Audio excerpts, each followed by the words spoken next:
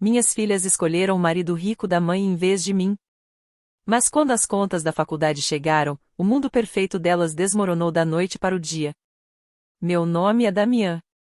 Meu casamento com Cassandra acabou quando nossas filhas gêmeas, Natalia e Lily, ainda eram pequenas. Elas tinham acabado de fazer 2 anos, e tínhamos sido casados por 4 anos. Esses 4 anos pareceram mais longos do que deveriam, esticados por brigas constantes, incompatibilidades fundamentais e a sensação crescente de que tínhamos cometido um erro que nenhum de nós queria admitir. O divórcio, no início, foi conturbado. Brigávamos por coisas pequenas, mas quando chegou a audiência de custódia, algo inesperado aconteceu. Cassandra simplesmente parou de aparecer. Ela perdeu a primeira audiência. Seu advogado deu desculpas. Perdeu a segunda, mais desculpas. Na terceira audiência, seu advogado se retirou do caso. Cassandra nunca contestou a custódia. Nunca entrou com papelada pedindo visita. Ela simplesmente desapareceu. Por padrão, a custódia exclusiva foi concedida a mim. Sem arranjos compartilhados, sem finais de semana alternados, apenas eu e 2 meninas pequenas que continuavam perguntando quando a mamãe voltaria. Eu dizia que a mamãe precisava resolver algumas coisas e que não estaria por perto por um tempo. Elas choravam, e eu as abraçava. Os 15 anos que se seguiram foram os mais difíceis e ao mesmo tempo mais recompensadores da minha vida. Trabalhei como Operations Manager em uma empresa de manufatura em Durham, Carolina do Norte. O salário era suficiente para nos sustentar, mas o trabalho era exigente, longas horas, finais de semana ocasionais, solução de problemas constante. Saía do trabalho às 17h30, buscava as meninas na After School Care, dirigia até em casa, preparava o jantar, ajudava com o dever de casa, dava banho, lia histórias antes de dormir e caía na cama por volta das 23 horas. Acordava às 6 horas e fazia tudo de novo. Perdi eventos de trabalho porque elas tinham uma apresentação na escola. Recusei promoções que exigiam viagens porque não podia deixá-las com uma babysitter por dias seguidos. Aprendi a fazer tranças assistindo vídeos no YouTube à meia-noite, depois que elas dormiam. Aprendi a cozinhar refeições de verdade, em vez de depender de comidas congeladas e delivery.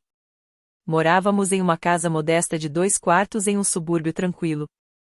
As meninas dividiam um quarto decorado com posteres, bichinhos de pelúcia e todas aquelas coisas que as crianças acumulam, enquanto eu tinha o outro quarto. O dinheiro era curto, principalmente nos primeiros anos. Esticava cada salário, recortava cupons, comprava roupas em brechós e dizia não a acampamentos caros ou aos gadgets mais recentes que os amigos delas tinham. Mas conseguimos fazer funcionar.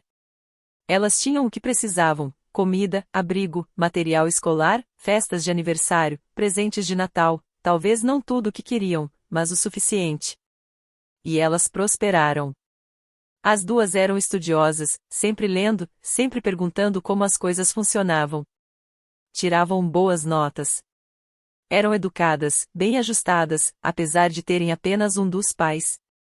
Eu sentia um orgulho agridoce do que consegui dar a elas: estabilidade, estrutura, amor, consistência, tudo que Cassandra não conseguiu oferecer. Nunca falei mal da mãe delas, mesmo que uma parte de mim quisesse. Quando perguntavam sobre ela, e isso acontecia cada vez menos com o passar dos anos, eu dizia simplesmente que, às vezes, as pessoas não estão prontas para ser pais, e que isso não era culpa delas. Eu não queria que crescessem com ressentimento ou vergonha. 15 anos se passaram assim. Elas completaram 17 anos, prestes a se formar no high school, e começavam a conversar sobre várias universidades para se candidatar. Eu me sentia orgulhoso do quanto havíamos chegado longe.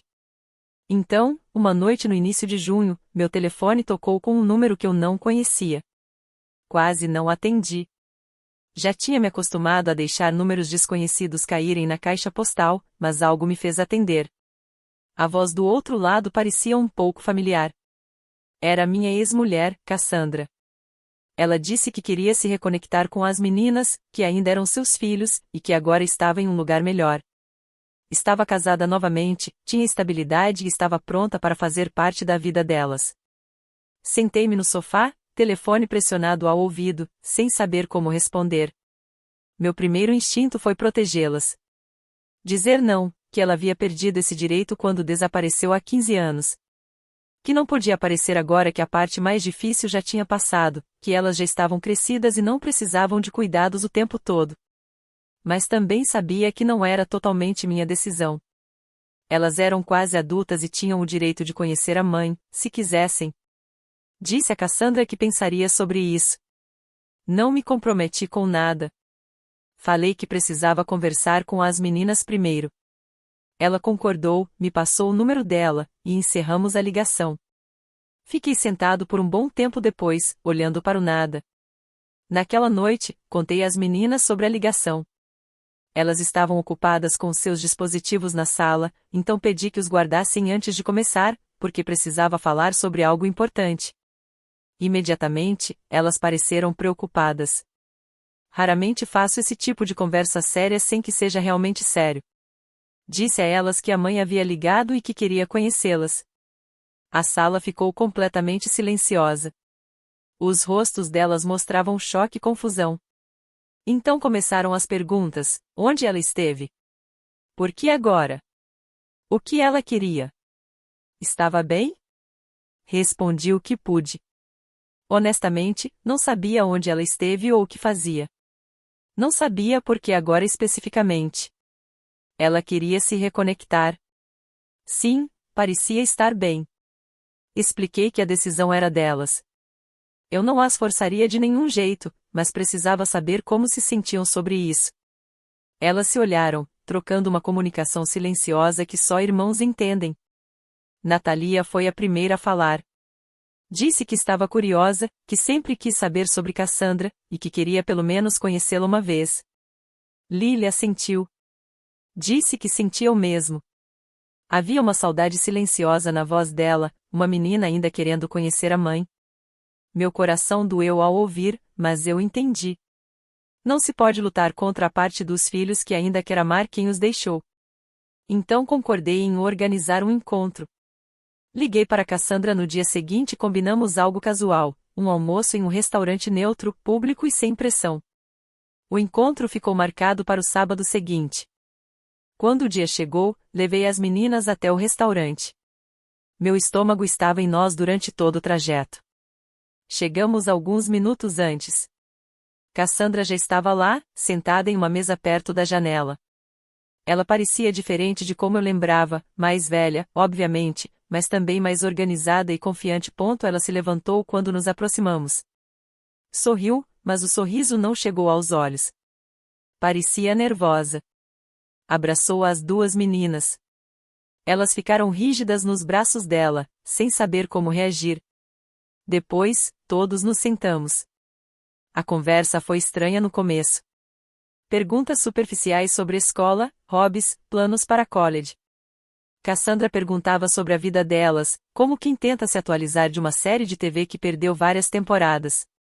As meninas foram educadas, mas cautelosas. Eu fiquei quieto, apenas observando. No final do almoço, as coisas relaxaram um pouco. Cassandra perguntou se as meninas topariam se encontrar novamente. Elas disseram sim.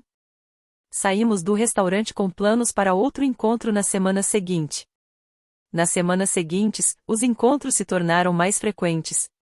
As meninas começaram a receber convites para visitar a casa dela.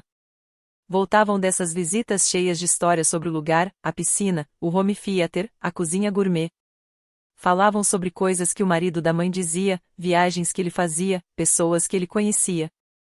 Então começaram a voltar com presentes. Roupas novas, marcas de designer que eu nunca poderia pagar, novos celulares, tablets, tênis caros. No começo, não disse nada. Disse a mim mesmo que era só Cassandra tentando compensar o tempo perdido, mostrando que se importava. Mas comecei a notar outras mudanças também. Elas passaram a fazer comparações, pequenos comentários que pareciam indiretas, mesmo que não fossem intencionais. Uma noite, Lily comentou que a casa da mãe era mais livre. Perguntei o que ela queria dizer. Ela deu de ombros e disse que lá havia menos regras. Natalia comentou como era bom ter uma piscina para relaxar. Lembrei que tínhamos uma piscina pública ótima a 5 minutos de casa. Ela revirou os olhos. Certa noite, ouvi Natalia ao telefone com uma amiga. Ela estava no quarto, mas a porta estava entreaberta e as vozes ecoavam na nossa casa pequena. Ela falava sobre aplicações para college. Disse que o marido da mãe havia se oferecido para ajudar, que conhecia pessoas em várias universidades, que tinha conexões que poderiam facilitar o processo. Senti um nó no estômago ao ouvir, mas não disse nada. As visitas à casa de Cassandra ficaram mais longas. Primeiro uma tarde, depois um dia inteiro, depois fins de semana.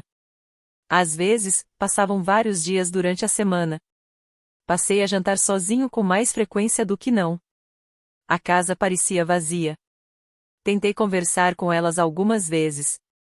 Diziam que estava tudo bem, que estavam apenas passando tempo com a mãe, e era isso que eu havia permitido. Não podia discordar, então não discuti.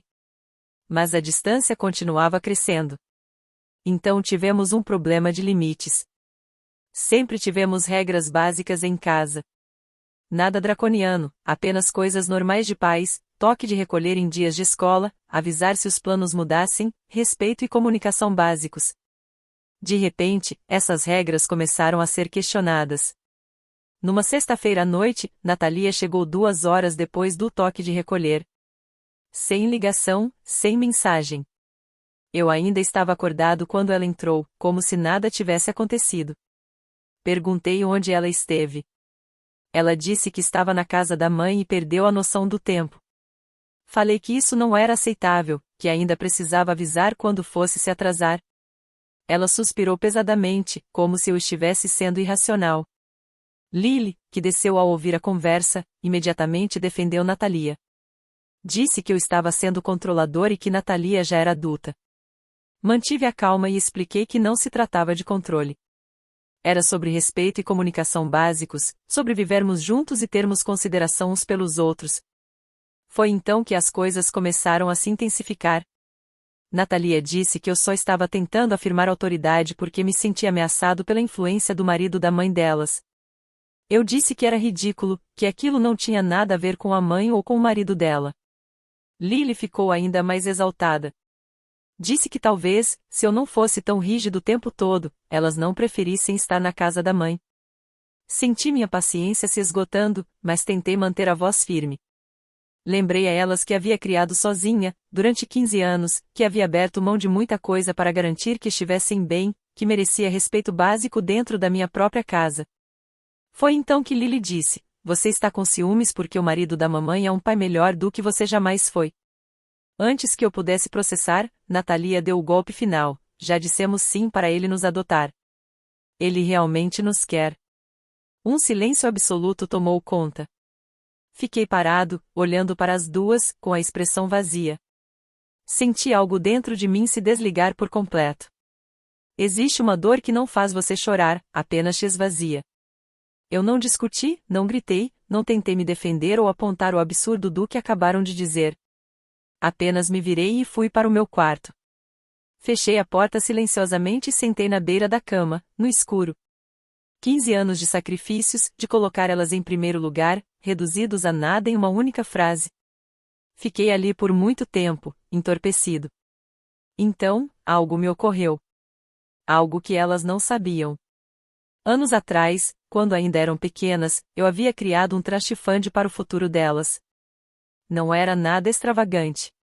Eu não podia guardar grandes quantias. Mas todo mês depositava o que podia. Às vezes $100, às vezes 50. Nos meses difíceis, 20, mas nunca deixei de depositar. Ao longo de 15 anos, o fundo cresceu e se tornou uma quantia considerável, suficiente para cobrir tuition, moradia e despesas de vida para ambas durante 4 anos de college. Não era uma fortuna, mas era significativo. Estruturei o trust cuidadosamente com meu advogado. Os fundos eram destinados especificamente à educação delas e só poderiam ser acessados enquanto estivessem sob minha guarda legal. A cláusula era clara: se a custódia ou a guarda passasse para outra pessoa, se fossem adotadas por alguém, o trust seria imediatamente anulado e o dinheiro voltaria para mim como settler. Fiz isso deliberadamente, como um mecanismo de proteção. Nunca contei às meninas sobre o trust. Queria que fosse uma surpresa quando começassem o college, uma forma de mostrar que sempre havia planejado o futuro delas. Agora, sentado no escuro, Percebi que o comentário sobre adoção tinha enormes implicações legais. Se o marido da mãe realmente as adotasse, minha guarda seria encerrada e o traste seria anulado. Não contei nada a elas. Não voltei correndo para jogar isso na cara delas. Apenas fiquei com a informação para mim. Na manhã seguinte, liguei para meu advogado. Trabalhamos juntos no divórcio e na custódia originalmente, e ele havia me ajudado a criar o traste anos atrás. Expliquei a situação. Ele confirmou o que eu já sabia: se fossem adotadas, o traste seria anulado e os fundos voltariam para mim. As meninas não teriam direito a nada. Pedi que atualizasse toda a documentação relevante para deixar isso explicitamente claro, eliminando qualquer ambiguidade. Ele disse que cuidaria disso. Nos dias seguintes, a atmosfera em casa se tornou insuportável. As meninas claramente se sentiram desconfortáveis com o que disseram, mas o orgulho as impediu de pedir desculpas. Evitavam minha presença, ficavam em seus quartos ou passavam ainda mais tempo na casa da Cassandra. Continuei minha rotina normal, mas estava emocionalmente distante. Por dentro, já havia me desligado. Então, numa tarde de domingo, Cassandra ligou. Disse que as meninas haviam decidido que queriam morar permanentemente com ela e o marido, que seria melhor para todos. Eu não discuti. Não tentei convencê-las a ficar. Apenas disse, ok. Ela pareceu surpresa com minha aceitação tão fácil. Provavelmente esperava resistência, talvez até uma briga. Quando não aconteceu, encerrou a ligação rapidamente. Naquela semana, as meninas fizeram as malas. Fiquei na porta, observando enquanto enchiam caixas com roupas, livros, dispositivos e todos os objetos acumulados da infância e adolescência. Esvaziaram os armários, arrancaram posteres das paredes e empacotaram os bichos de pelúcia que ainda guardavam nas prateleiras, mesmo sendo velhos demais para eles. Durante o processo, quase não mantinham contato visual comigo. Nas poucas vezes que olharam, vi desconforto, talvez até alguma dúvida, mas não pararam de arrumar suas coisas. Quando terminaram, Cassandra veio buscá-las com o grande SUV do marido. Elas ficaram na entrada, meio sem jeito. Natalie abriu a boca como se quisesse dizer algo, mas fechou novamente. Lily olhou para o chão. Falei primeiro, mantendo a voz calma e firme. Disse que as amava, que sempre amara, não importa o que acontecesse. Que esperava que fossem felizes. Natalia murmurou algo que parecia um obrigada ou um tchau. Lily apenas assentiu, com os olhos molhados de repente. Então partiram. Fiquei na porta, observando o carro de Cassandra desaparecer na esquina. Fechei a porta, voltei para a casa agora vazia e sentei no sofá em completo silêncio. A casa parecia enorme sem elas. A ausência era palpável em cada cômodo, os quartos vazios, os corredores silenciosos, a cozinha que não precisava mais acomodar múltiplos horários. Na semana seguinte, tomei decisões. Não fazia sentido manter uma casa de 3 quartos que eu não precisava. O aluguel era administrável, mas desnecessário para uma pessoa só. Avisei ao meu senhorio que mudaria no final do contrato, que coincidentemente estava para renovar em algumas semanas. Comecei a procurar apartamento e encontrei um pequeno de 1 quarto, muito mais próximo do trabalho. Menos da metade do tamanho da casa, funcional, acessível, mais que suficiente para minhas necessidades. Passei os finais de semana separando pertences, decidindo o que manter e o que descartar. Dou imóveis que não precisaria, os quartos das meninas, cadeiras extras, itens de cozinha para uma família maior. Mantive apenas o essencial. No dia da mudança, bastou uma viagem com um caminhão pequeno alugado. O novo apartamento era simples. Uma cama, um sofá, uma pequena mesa de jantar com 2 cadeiras, utensílios básicos de cozinha, minhas roupas e alguns livros. Só isso. Não pendurei quadros nas paredes nem comprei objetos decorativos. Não precisava ser acolhedor. Era apenas um lugar para dormir e comer. Minha rotina se simplificou. Acordava, ia trabalhar, voltava, preparava refeições simples para uma pessoa, lia ou assistia TV e ia para a cama. Os fins de semana eram tranquilos, resolver coisas, academia. Não contatei as meninas. Não liguei, não mandei mensagens para saber como estavam. Não perguntei a Cassandra como elas estavam. Apenas existia nessa nova vida menor que havia criado. Não falei mal delas para ninguém. Os poucos colegas de trabalho que sabiam que eu tinha filhas e perguntavam como estavam receberam respostas simples: agora moram com a mãe, estão bem, pelo que eu sei. Não me alonguei, não expliquei as circunstâncias e nem demonstrei ressentimento. Apenas desapareci da vida diária delas, do mesmo jeito que Cassandra havia desaparecido da vida delas 15 anos antes. 3 meses se passaram assim. Minha vida atingiu um certo equilíbrio. O trabalho estava bem, e minhas despesas caíram drasticamente sem 2 pessoas a mais para sustentar. Eu não estava feliz, mas também não estava infeliz. Então, numa terça-feira à tarde, enquanto eu estava no trabalho, meu telefone tocou. O nome de Cassandra iluminou a tela. Pensei em não atender, mas a curiosidade venceu. Saí para o estacionamento e atendi. Não houve cumprimentos nem conversa fiada. Ela exigiu saber quando eu pagaria as taxas da college das meninas. Disse que Natalia e Lily haviam sido aceitas há semanas e precisavam que algumas taxas fossem pagas imediatamente, ou perderiam suas vagas. Fiquei parado no estacionamento, genuinamente confuso. Disse que não fazia ideia do que ela estava falando. Ninguém me havia informado sobre qualquer aceitação em college. Ela respondeu: claro que foram aceitas. As cartas de aceitação chegaram durante o verão. Perguntei por que ninguém me contou. Ela disse que não precisavam me contar, que eu deveria ter me mantido informado sobre a vida das minhas filhas. Senti um lampejo de raiva, mas mantive a voz firme. Apontei que elas haviam se mudado, escolhido viver com ela e seu marido, e cortado a comunicação comigo. Respeitei a escolha delas, não me intrometendo onde não era bem-vindo. Ela ignorou completamente isso e continuou falando sobre os pagamentos necessários. Os valores não eram exatamente altos. Interrompi-a e disse simplesmente: já que as meninas escolheram morar com você e seu marido, e já que a Natalia mencionou que ele ia cuidar das inscrições para a college e tinha conexões, presumi que ele também cuidaria da parte financeira. Houve uma pausa do outro lado. Então a voz de Cassandra ficou mais agressiva. Ela disse que eu estava sendo mesquinho e vingativo, que estava punindo as meninas por quererem um relacionamento com a mãe, que eu era um péssimo pai se as abandonasse financeiramente por birra. Mantive a calma. Disse que não estava abandonando ninguém. Elas haviam feito sua escolha sobre onde queriam viver e quem queriam como figura parental. Consequências naturais seguem essas escolhas. À medida que ela começou a me insultar, o tom se tornando cada vez mais hostil, encerrei a ligação no meio da frase. Fiquei parado por um momento e depois voltei para dentro para terminar meu trabalho do dia. À noite, em casa, pensei na ligação. Uma parte de mim se sentiu justificada.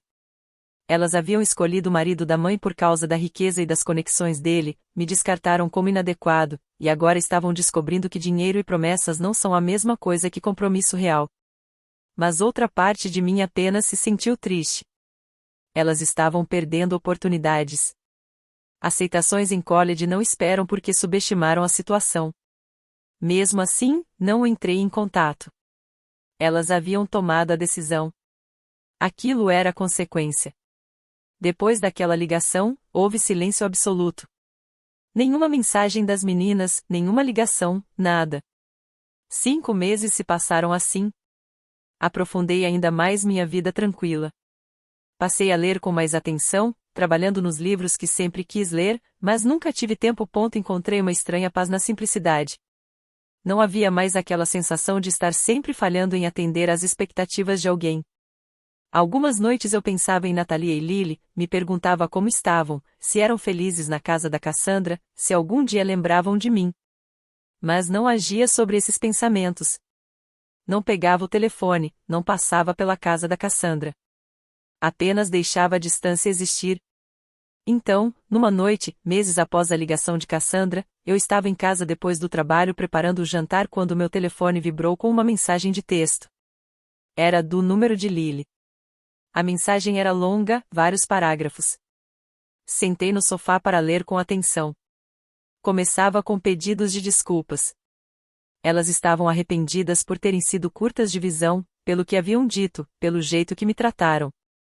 Depois explicava o que aconteceu depois que se mudaram para a casa da mãe e do marido dela. As primeiras semanas tinham sido maravilhosas, segundo a mensagem. Elas aproveitaram a novidade do luxo, a piscina, os quartos bonitos, as refeições caras e a liberdade das regras. Mas as coisas mudaram quando chegaram as cartas de aceitação para college. O marido da mãe havia feito grandes promessas sobre cuidar de tudo e investir no futuro delas. Mas, na hora de pagar de fato, a atitude dele mudou completamente. Começou a fazer comentários sobre como o college era caro, sobre como ele já sustentava Cassandra e seu estilo de vida, sobre como não tinha se inscrito para pagar pelos filhos de outro homem. Os comentários se tornaram mais frequentes e mais diretos. Falava sobre pessoas aproveitadoras, que esperavam facilidades, que precisavam conhecer seu lugar. Nunca disse essas coisas diretamente para Natalia e Lily, mas falava alto o suficiente para que elas entendessem quem ele queria atingir. Os prazos para pagamento da college passaram, mas ele nunca pagou. As vagas delas foram dadas a outras pessoas na lista de espera. Ambas perderam completamente suas colocações na college. A mensagem continuava, explicando que tentaram falar com Cassandra em particular sobre o comportamento do marido. Ela dava defesas fracas, dizendo que ele estava estressado com o trabalho, que tinha boas intenções, mas estava sobrecarregado. Com o tempo, perceberam que Cassandra não tinha poder real na relação com o marido. Ela era financeiramente dependente dele. A casa era dele. Os carros eram dele. O estilo de vida dela existia inteiramente à sua vontade. Ela não podia, ou não queria, enfrentá-lo em favor delas. A mensagem descrevia como elas começaram a se sentir cada vez mais indesejadas na casa. O ambiente se tornou hostil. Elas se sentiam intrusas, e não membros da família. A mensagem terminava com um pedido direto: poderiam voltar para casa? Elas entendiam que eu estava bravo com elas. Sabiam que haviam me machucado e tomado decisões terríveis, mas queriam voltar se eu permitisse. Prometeram que haviam aprendido a lição, que agora entendiam o que tinham e haviam desprezado, e que fariam melhor. Li a mensagem 2 vezes e coloquei o telefone de lado. Senti um emaranhado complicado de emoções, parte de satisfação, porque eu estava certo sobre o vazio por trás do brilho da vida da mãe, parte de tristeza, porque elas perderam oportunidades reais por causa disso, e parte de incerteza. Deveria deixá-las voltar depois do que disseram. Elas realmente mudariam ou apenas me precisariam até a próxima oportunidade melhor aparecer? Não respondi naquela noite, nem no dia seguinte, nem no outro. Passaram-se 4 dias antes que eu finalmente ligasse para o número de Lily. Ela atendeu na primeira chamada, a voz ofegante e cheia de esperança. Mantive minha voz firme, mas emocionalmente distante. Disse que havia recebido a mensagem e pensado muito sobre ela. Então falei: não tenho mais espaço para vocês aqui. As coisas mudaram. Houve silêncio do outro lado. Então ouvi choros baixos. Continuei explicando que havia diminuído meu espaço depois que elas foram embora. Agora eu morava em um apartamento de 1 quarto, planejado para uma pessoa, não para 3. O choro ficou mais alto. Pude ouvir Natalia ao fundo também. As duas estavam claramente abaladas. Elas perguntaram se ao menos poderiam me visitar, só queriam me ver para conversar pessoalmente. Hesitei. Uma parte de mim queria dizer não, para manter a distância. Mas outra parte, a que as criou, que as amou em tudo, não conseguiu recusar. Então disse que poderiam vir naquele fim de semana, sábado à tarde. Elas agradeceram profusamente entre lágrimas, e encerramos a ligação. O sábado chegou. Às 14 horas, alguém bateu à porta. Abri e encontrei Natalia e Lily ali, com um semblante humilde. Afastei-me e deixei-as entrar. Elas caminharam pelo pequeno apartamento, e eu observei seus rostos enquanto absorviam o espaço. Sentaram juntas no sofá. Eu me sentei em uma das cadeiras da mesa de jantar, de frente para elas. Por um momento, ninguém falou nada. Então Natalia começou a falar. Pediu desculpas novamente, de forma mais genuína do que na mensagem de texto.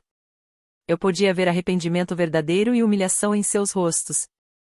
Explicaram que perceberam tarde demais o que haviam perdido, que foram seduzidas pelo luxo e pela ideia de uma vida mais fácil, sem valorizar os sacrifícios que eu vinha fazendo. Quando terminaram de falar, fiquei em silêncio por um momento antes de responder. Reconheci o pedido de desculpas e disse que apreciava a honestidade sobre o que aconteceu. Mas também expliquei que a confiança, uma vez quebrada do jeito que elas quebraram, não se restaura automaticamente só porque alguém se desculpa. Elas me feriram profundamente com palavras específicas, ao reduzir 15 anos de sacrifício a ciúmes, ao dizer que alguém que as conhecia havia poucos meses era um pai melhor do que o homem que as criou sozinho desde que eram pequenas. Essas palavras cortaram mais fundo do que provavelmente imaginavam, e se recuperar de uma ferida assim leva tempo. Ambas assentiram, aceitando isso.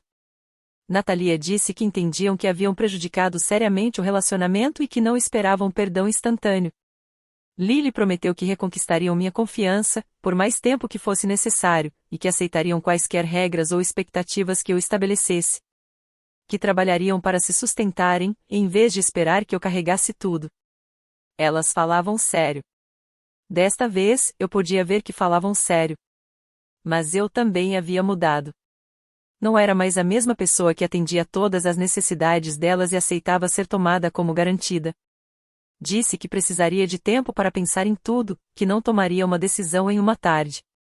Elas perguntaram se poderiam ao menos manter contato enquanto eu refletisse, se poderíamos falar ao telefone às vezes. Concordei com isso. Elas saíram cerca de 1 hora depois. Ambas me abraçaram antes de ir. Eu retribuí o abraço, mas não me demorei. Depois que saíram, fiquei sentado no apartamento por um longo tempo, pensando ponto na semana seguinte, tive várias conversas por telefone com elas. Ligavam a cada 2 dias mais ou menos, nunca insistentes, apenas querendo conversar. Contaram sobre a situação atual delas. O marido da mãe quase não falava com elas. A mãe estava no meio da situação e se mostrava ineficaz. Como a adoção nunca havia acontecido de fato, legalmente elas ainda eram minhas dependentes. O trust fund ainda estava válido. 2 semanas depois da visita ao meu apartamento, liguei para Natalia e disse que havia tomado uma decisão. Falei que elas poderiam voltar, mas que desta vez as coisas seriam diferentes. Eu começaria a procurar um apartamento de 2 quartos, algo que acomodasse 3 pessoas. Elas precisariam contribuir financeiramente com seus trabalhos de meio período. Não valores altos, mas o suficiente para aprenderem sobre responsabilidade compartilhada. Os planos para college precisariam ser completamente revisados. As regras seriam mais rígidas do que antes e incluiriam comunicação, respeito e participação nas tarefas da casa, sem negociação. Se não seguissem, teriam que procurar outro lugar para morar.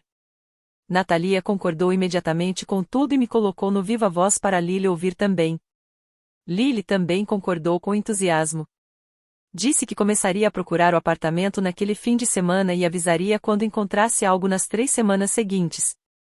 Procurei e encontrei um bom apartamento de 2 quartos em um condomínio entre minha antiga casa e meu pequeno apartamento atual, do tamanho da nossa antiga casa, mas mais novo e melhor cuidado. As meninas me ajudaram na mudança quando o contrato ficou pronto. Aos poucos, nos adaptamos ao novo lar. Elas cumpriram as promessas sobre os trabalhos de meio período, contribuíram com as compras e contas da casa. Seguiram as regras sem reclamar, chegavam em casa no horário, comunicavam seus planos e faziam a parte delas das tarefas domésticas. As jantas em família voltaram a ser rotina. Cozinhávamos juntos e sentávamos à pequena mesa de jantar para conversar sobre o dia. No início, as conversas eram cautelosas, todos evitando dizer algo errado, mas com o tempo ficaram mais naturais. Comecei a pesquisar opções de college com elas, buscando bolsas, ajuda financeira e caminhos para universidades de 4 anos. Ainda não contei sobre o trust fund. Queria ver mudanças consistentes primeiro, queria ter certeza de que não era apenas um comportamento temporário até conseguirem o que queriam. Meses se passaram. As mudanças se mantiveram. Houve bons momentos, mas também momentos difíceis, que enfrentamos juntos. Elas me agradeceram por dar outra chance, por não ter desistido totalmente quando mereciam, por ainda estar lá. Então contei algo que estava esperando há anos para revelar. Disse que, quando eram pequenas, comecei a economizar dinheiro especificamente para a educação delas. Que todo mês, por 15 anos, coloquei o que podia de lado. Que esse dinheiro havia se tornado um trust fund substancial, suficiente para cobrir tuition, moradia e despesas de ambas durante cursos de 4 anos. Elas me olharam sem entender no começo. Expliquei que o Trust Fund foi estruturado para permanecer válido apenas enquanto estivessem sob minha guarda legal. Que, se tivessem sido adotadas, como mencionaram antes, o fundo teria sido cancelado. O entendimento começou a surgir lentamente em seus rostos. Natalia perguntou se o Trust ainda existia, se ainda era válido. Eu disse que sim, porque a adoção nunca aconteceu de fato e, legalmente, elas nunca deixaram de ser minhas filhas. Ambas ficaram chocadas, entendendo como chegaram perto de perder algo que nem sabiam que existia. Disse que o dinheiro era delas para college, mas haveria condições. Precisariam manter boas notas, continuar trabalhando meio período para aprender o valor do dinheiro e tomar decisões inteligentes sobre escolas, cursos e seus futuros. Elas prometeram que fariam isso. Durante esse tempo, refleti muito sobre tudo o que aprendi com essa experiência. Aprendi que, às vezes, o mais gentil que você pode fazer é deixar que as pessoas enfrentem as consequências naturais de suas escolhas. Proteger alguém dessas consequências não ajuda a crescer, apenas adia a lição. Aprendi que você não consegue fazer alguém valorizar o que tem apenas dizendo que deve valorizar. É preciso perder, sentir a ausência, para então entender o valor.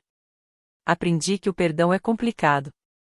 Não é esquecer ou fingir que não doeu, mas decidir não deixar que aquela dor defina quem você será a seguir. É escolher manter o coração aberto, mesmo depois de ter sido quebrado. Minhas filhas precisaram ir embora para entender o que tinham. Precisaram perseguir algo que parecia melhor para perceber que era vazio. Precisaram me perder para compreender o que eu sempre fui para elas.